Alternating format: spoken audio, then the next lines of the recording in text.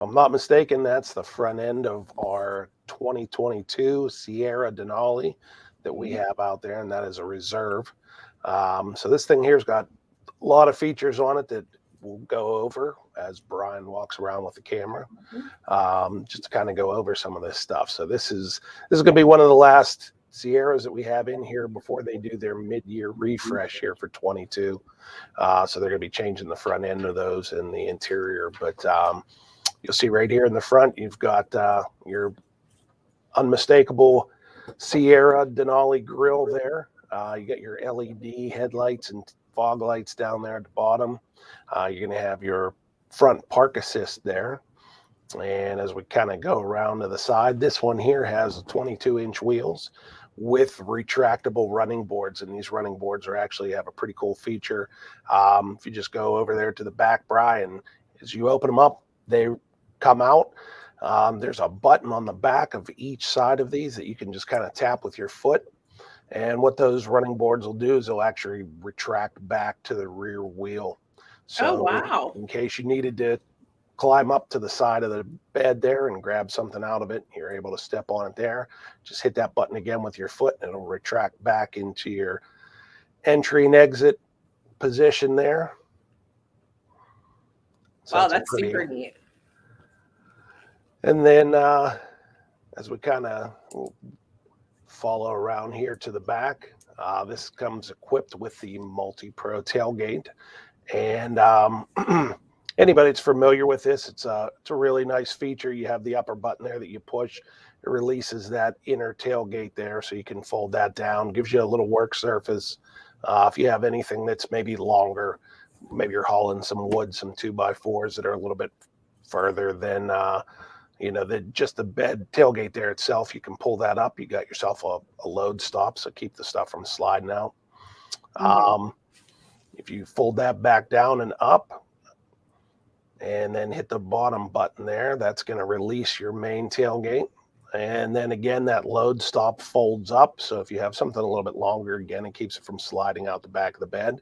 But when it's up in this position, if you just kind of reach under and touch that top button, that's going to lower that, which gives you a nice, easy access, pulling things in and out of the bed there. And then you can flip that down there, and that's your access step to get up into the bed. There's also, if you need it, there's a nice handle that folds up from the left side of the tail, or from the bed there, that you can flip up. It locks into place. Gives you a nice sturdy handle to grab onto there if you need it. And you got the lever there on the side that'll fold that back down and locks back into place. One of the nice features that they added for the 22s is whenever you fold this intersection down like this, when the tailgate is down, they warn you not to leave your trailer hitch in there. That thing can come down. If you kind of look from the side into where the hitch would be, you can see it's pretty close to where your hitch, if you did leave it in, would be, and it would do damage to the tailgate. So for 2022, they actually put a new nice feature into this, that you can actually go in and lock out that inner gate. So then that way there, when the tailgate is folded down, there's no fear of that intersection folding down and hitting your tow hitch. So, and I think sounds like they really have thought of everything. Yes, it was a nice thing that they finally came out with. I know since that tailgate has come out, I've had a couple people actually forget and leave their hitch in there, and when it came down, it did do a little bit of damage, chipped the paint up. But like I said, they added that feature in there now where you can actually lock that out and it doesn't open until you unlock it. You got your corner steps there, so they made those a little wider and deeper than they were previously to kind of give you a little bit easier access getting in and up out of the bed there if you want to use those instead of using that main step. So if you had something in the bed between the running boards, that like it's really easy to get things like to get access to it. Yes. Yeah. Those running boards are real nice too, because I know sometimes people will put like toolboxes towards the cab of the truck there. So It's usually a little harder just to kind of reach over the side of the bed to get it. So that step gives you a nice little access to get in right there along the cab. So we open up the back there. We've got the rear seats. So those are a 60-40 split. You have your little cargo containers in behind the backs of the outboard seats. So you can see those little kind of loop poles on the backs of the seat there, Brian, that you can open up.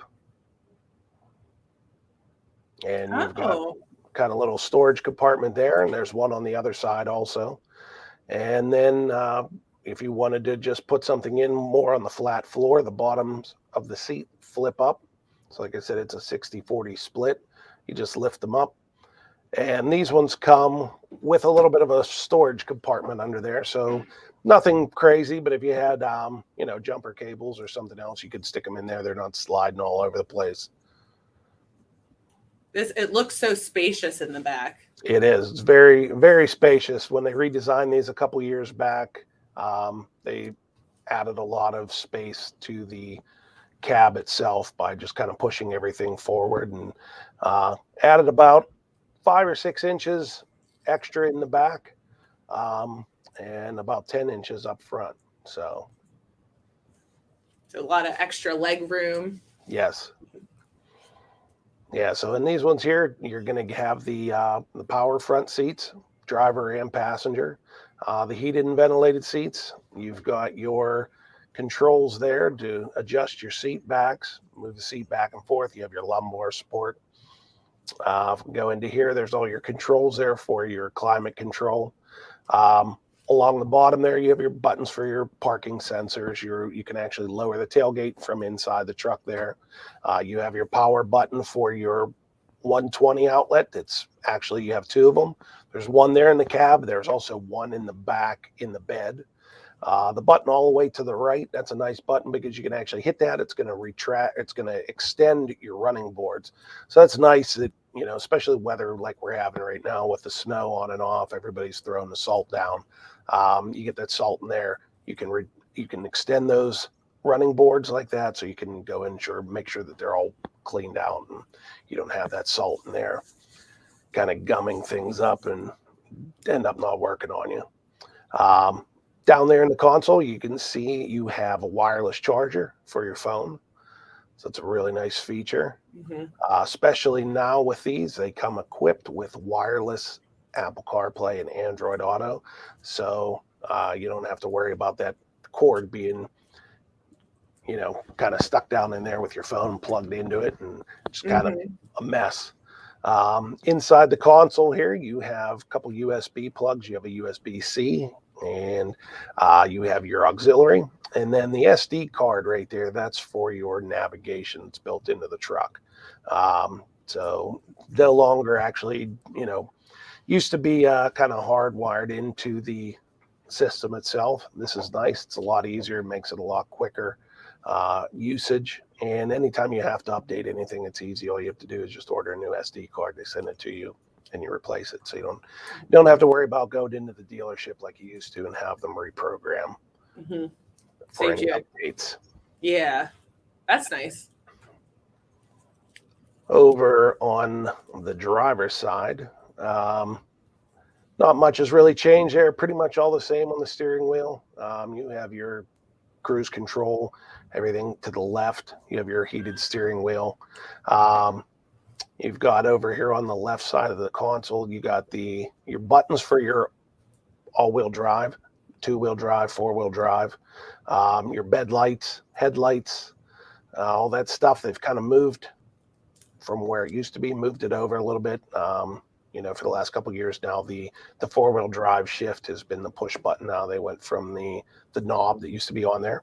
So a little easier to use with those buttons. And then on the driver's door, you have your lock and unlock, and then you have your memory seating. So right there below the lock buttons, you have your set button 1 and 2. So you can actually program those for 2 different drivers. And now the nice feature you have, since you do have the keyless entry and the push button start, you can program those to the key fobs. And if you use 2 different key fobs while you drive the truck.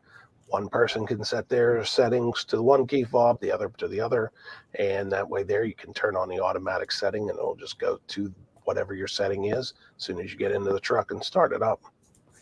Mm-hmm.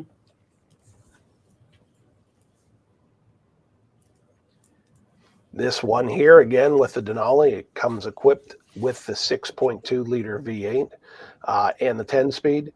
You can also get the 3 liter, which they just came out with a couple years ago. It's a 3 liter diesel.